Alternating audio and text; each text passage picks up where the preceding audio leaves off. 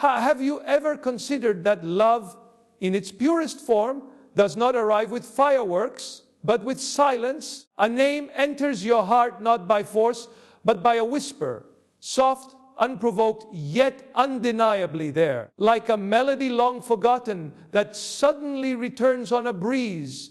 This presence grows quietly within you. You try to reason it away, but reason cannot touch what spirit has planted. In the vast web of existence, where time folds into purpose and chance is only the mask of design, this connection is no accident. Perhaps what feels like waiting is really preparation, a sacred stillness before divine convergence. We are not drifting toward meaning, we are being woven into it. Every delay, every age, every unspoken longing, each has been a thread leading you to this precise moment. And when the pattern is finally revealed, you will understand what felt random was always choreography in disguise. Have you ever noticed how, at the most unexpected moment, a name begins to echo in the chambers of your heart? No invitation, no clear reason, just presence. They appear not through grand gestures or dazzling signs, but in the quiet, in the way a breeze brushes your cheek and makes you pause, in the flicker of a thought that returns again and again without effort. It is subtle, yet so persistent that you begin to wonder if it's you who chose the thought, or if the thought, in fact, chose you. You try to explain it away. Maybe it's infatuation, maybe it's unresolved emotions, maybe it's just your imagination playing tricks on you. But deep there's a knowing, gentle but firm. It's not chaos. It's not fantasy. It's as if something beyond your logic, beyond your will, beyond your emotional patterns has been placed within you. Delicately, deliberately. And perhaps that is precisely what has happened. What if this person wasn't just a fleeting thought, but a seed placed by God in the fertile soil of your spirit, not for you to obsess over, chase, or idolize, but for you to notice, to tend, to reflect upon? Because sometimes the divine doesn't shout at places, it whispers, it stirs. This kind of placement isn't about romance in the traditional sense. It isn't the flutter of butterflies or the adrenaline of infatuation. It's quieter than that, deeper. It's a stillness that invites you to pay attention. And this attention isn't focused outward. It turns you inward. You begin to notice how this person's presence in your heart makes you want to become better, more whole, more open. You begin to feel something stretching you gently beyond yourself. And that is no ordinary affection. That is transformation. What a paradox it is to feel drawn to someone without understanding why, and yet to know intuitively that the draw itself is sacred, not to be acted upon hastily, not to be forced into form, but to be sat with, contemplated, revered, because in the great design of the universe, nothing is wasted. Everything is orchestrated, even the quiet, even the unexplained. And sometimes God places a person in your heart not to disrupt your peace, but to awaken it, to remind you of something you were always meant to carry. A mirror not just of love, but of timing, purpose, and alignment. You see, this person may not be near you yet. You may not speak, or they may not even know you hold space for them in your heart. But that does not make it untrue. The heart is not bound by time or logic. It lives in rhythms deeper than calendars and clocks. And sometimes, long before a door opens in the physical world, a window opens in the soul. This is not obsession. It is preparation. It is the gentle opening of a path not yet visible to the eyes, but known in the bones. And if you are feeling it, this quiet, sacred presence, then perhaps it is not about making something happen, but about letting something unfold. In the stillness of your heart, you are already dancing with the divine rhythm of connection. And when the time is right, the one whose name you carry will know it too. Not because you said it, but because their own heart has been humming the same forgotten melody. So do not dismiss what seems subtle. The universe doesn't always shout when it's doing its finest work. Sometimes the most extraordinary love stories begin not with lightning, but with a whisper. God, there's a strange discomfort that settles in when we sense something stirring within us, yet nothing around us seems to reflect it. When someone has quietly taken residence in your heart, placed there, it seems, without warning or explanation, you begin to look for signs, for progress, for movement. And often there is none. No messages, no confirmations, just silence. And in that silence, the mind begins its restless dancing. Maybe I'm wrong. Maybe I've imagined it all. Maybe nothing is happening at all. But what if the silence isn't an absence? What if it's a presence? What if stillness is not stagnation, but orchestration? What if divine timing, unlike our human sense of urgency, moves more like tides and seasons than the ticking of a clock? In the natural world, we accept this rhythm without resistance. No one rushes a seed to bloom before its time. We trust that the tree knows when to shed its leaves, that the moon knows when to rise, that the ocean does not need a reminder turn to shore. But in the matters of the heart, we grow impatient. We demand resolution, clarity, evidence. Yet divine timing does not yield pressure. It responds to alignment.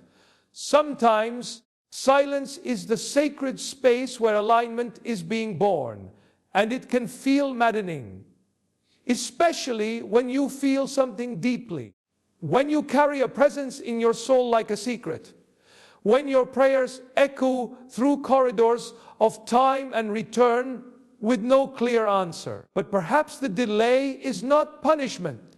Perhaps it's preservation. Perhaps it's protection. Or better yet, preparation. In the grand weaving of destiny, threads must cross at just the right moment. Pull too soon and the pattern distorts. Wait too long and the thread frays. But divine timing, true timing, never misses its mark. And that includes the exact moment two lives are meant to intertwine. There are seasons where nothing on the surface appears to be changing, but beneath everything is in motion. You are being refined. They are being refined. Circumstances are shifting. Foundations are being laid. And all of it is happening in silence. Think of the stillness before dawn. It is not empty. It is full of the coming light. You see, silence is not God withholding. It is God working. It is the sound of grace rearranging the unseen so that when your moment arrives, it is not partial, it is whole. And if you're in that space now where the presence of someone is strong but the response of the world is quiet, don't let your mind turn it into despair. Let your heart turn it into reverence. The kind of reverence that says, even here, even now, something holy is forming. Not all love stories begin with immediacy. Some begin in slow unfolding, in quiet alignment, in divine restraint, and what you're experiencing may not be a delay at all. It may be that you and the one your heart has seen are being prepared for a meeting so deeply timed, so perfectly orchestrated, that it will feel less like a beginning and more like a remembering. Trust the stillness, the silence. Trust the long exhale of heaven, because often what seems like nothing happening is everything coming together. And when the moment does come, When time and purpose finally collide, it will not feel rushed or late or uncertain. It will feel inevitable, like it was always meant to be. Isn't it curious how we often pray for something to arrive without realizing we must also become the kind of person who can receive it? We ask for deep, lasting love, for a union touched by heaven itself, and yet rarely do we pause to consider, am I truly ready to hold what I'm asking for? Not in terms of desire or longing. Those are easy. But in terms of capacity, maturity, and inner wholeness. God doesn't withhold love, He cultivates it. And sometimes when someone is placed in your heart, it's not just about them being prepared for you. It's also about you being reshaped for them. Because kingdom love is not fragile. It does not ask for halves or fragments. It calls for depth, for honesty, for transformation. You begin to notice this, often quietly, after that mysterious stirring begins in your soul. Suddenly, the journey turns inward. You find yourself facing parts of you had long ignored, wounds you never treated, patterns you never broke, narratives you've been unconsciously living out for years, not because something is wrong with you, not because you're unworthy of love, but because real love, God-ordained, soul-recognizing love, demands wholeness, not perfection. It asks you to come as you are, but also not to stay where you've been. It's strange, isn't it? How someone who may not even be physically close to you can cause such an interior shift. You start softening, stretching, growing. You begin learning how to sit with silence, how to practice patience, how to pray not only for a person, but for their peace. You stop idealizing them and start asking, how can I become a safe place for love to rest? And here lies the mystery. This isn't just about marriage. It's about alignment, about becoming the person who lives in harmony with what they've asked for. Because if love arrives before you are able to hold it, it will feel more like pressure than promise. What was meant to liberate will feel like burden. And God loves you too much to rush that. So He works slowly, carefully, like a potter with clay. He molds your capacity for grace. He deepens your empathy. He teaches you that love is not possession, it is stewardship. That connection is not control, it is communion. You start to realize that what you thought was waiting has actually been becoming. The long stretch of silence, the inward ache, the moments of questioning, they weren't signs of delay. They were signs of divine intimacy. Heaven forming something within you before revealing something to you. And the most extraordinary thing, you don't even need to know when or how or who for the transformation to be real. Because even without a face or a timeline, love has already begun its work in you. Perhaps that's the mark of a kingdom union. It begins before it's visible. It shapes before it's tangible. It refines before it arrives. So, if you felt your heart stirred by someone and you've wondered why nothing has moved yet, ask yourself this: what is this love inviting me to become? Not just for them, not just for the relationship, but for yourself, for your calling, for the life that this love will be woven into. Because when love does come, and it will, it should not find you in a state of striving. It should find you whole, routed, and ready.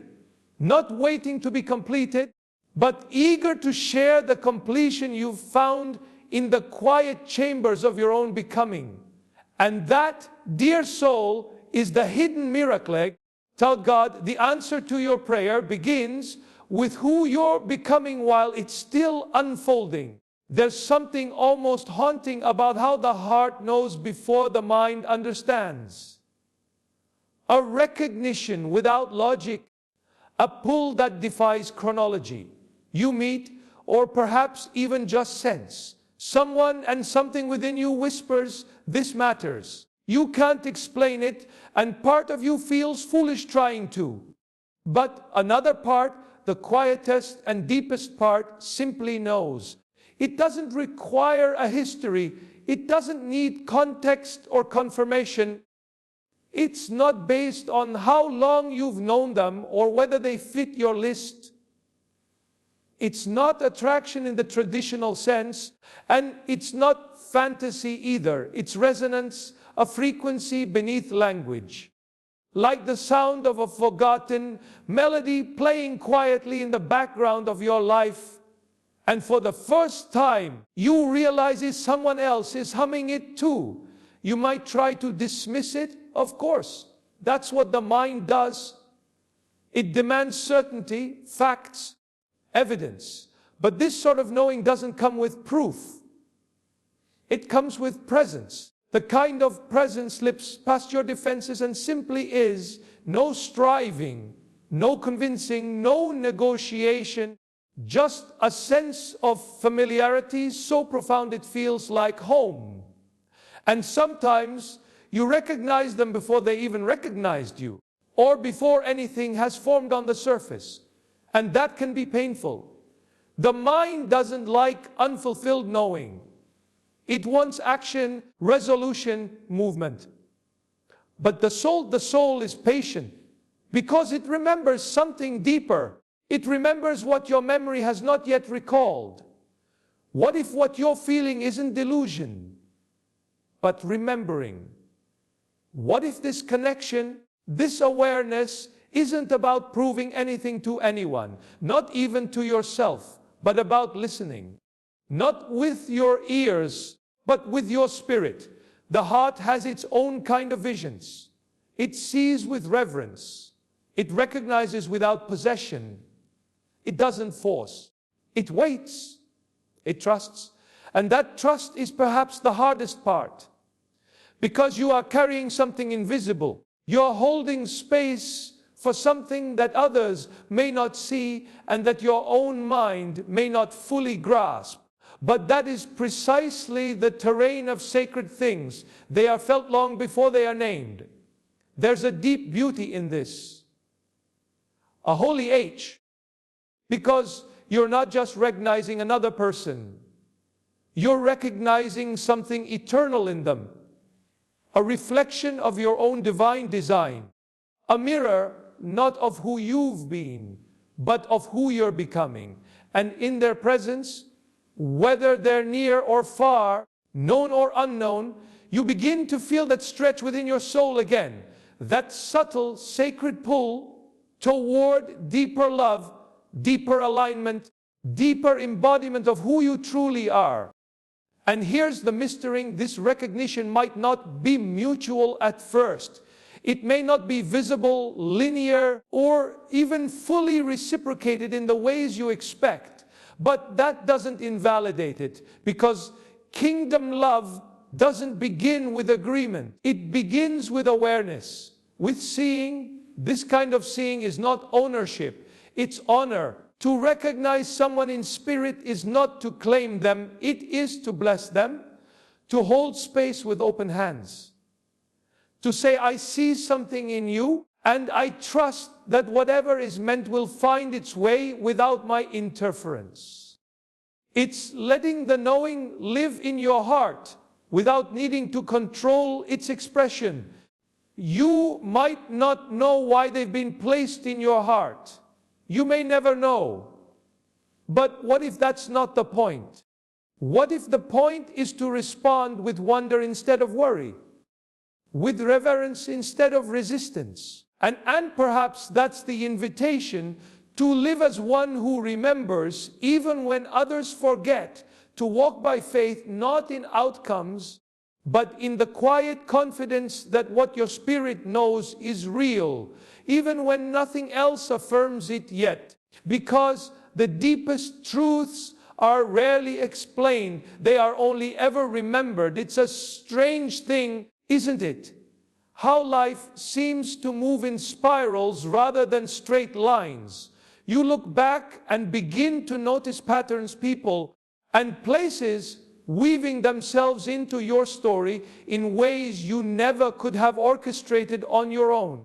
There's a quiet choreography unfolding in the background of your life, God, and you've been dancing it the entire time, even when you thought you were standing still. Sometimes you, another soul, have been orbiting the same experiences without ever crossing paths.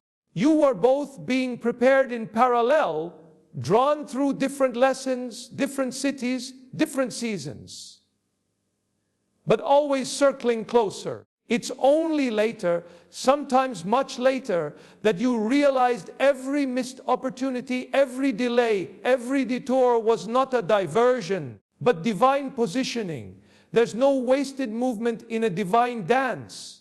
Every heart touch has refined your compassion. Every closed door has redirected your steps.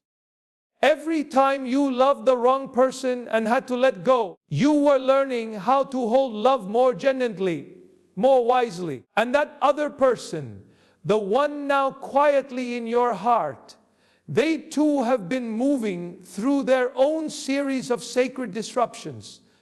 Their story may look nothing like yours on the surface, but beneath it all, the same thread has been tugging at their soul, guiding them forward toward you. This isn't coincidence. This is convergence. But it doesn't usually feel that way while it's happening. No, while you're in the middle of it, it often just feels like chaos or silence or aching. You wonder if anything is really coming together. You question if the person placed in your heart even feels the same pull. You wrestle with timelines, with doubt, with that quiet voice that whispers, maybe it's all in your head, and yet something deeper still says, keep walking, keep becoming. Because something in you trusts that the one your spirit has seen will one day see you too. Not just with their eyes, but with their heart. And when that happens, it won't feel new. It will feel inevitable. Like remembering the steps of a dance you didn't know you knew. Like slipping into a rhythm that's been echoing under your life all along. That's the beauty of divine choreography. It's already in motion before you're even aware of it. You're not just waiting. You're participating. Every act of healing, every moment of stillness, every decision to surrender rather than strive, it all moves you one step closer. You may think nothing's happening, but the music hasn't stopped. You're still dancing even in the silence. And perhaps so are they. There's something profoundly tender about the idea. Two people becoming ready for one another in quiet, sacred ways. Not rushing, not forcing, just allowing, trusting, becoming. The dance continues even when the dancers don't see each other yet. You might be surprised how close you already are. One conversation, one divine nudge, one act of surrender, and the paths that once ran parallel may finally meet. Not because you demanded it, but because it was time. Because the choreography reached its crescendo, and the music carried you both to the same place at the same moment. That's how kingdom love arrives. Not out of striving, but alignment. Not out of panic, but peace. And when it comes, it doesn't feel like a disruption. It feels like coming home to a dance you never realized you already knew. Because the greatest unions are not stumbled in thought, they are composed. There comes a moment, not always loud or dramatic, when something within you simply settles. You no longer need to chase, prove, or grasp. There's a quiet shift, like the soft landing of a bird on still water. A deep breath in the soul. That's how kingdom love often arrives. Not with noise, but with knowing. Not as a whirlwind that knocks you over, but as a peace that anchors you. And when it does, it feels less like you found something and more like something found you. You realize, in hindsight, that you weren't just waiting for a person. You were waiting for timing, for readiness, for the fullness of who you had become in the process of longing, learning, and letting go.